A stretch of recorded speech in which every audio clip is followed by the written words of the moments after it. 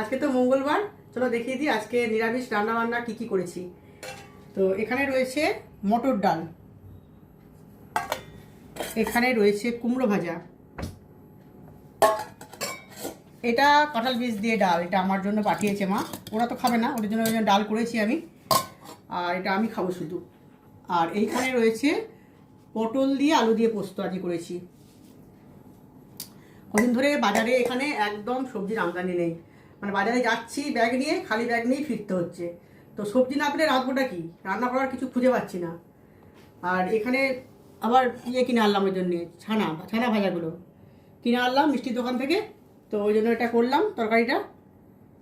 আর এইখানে আম রয়েছে, শসা রয়েছে, আর এইটা হচ্ছে আনারসের চাটনি, এটা আমার কাকিমা আমার মেয়েকে দিয়ে গেছে খেতে।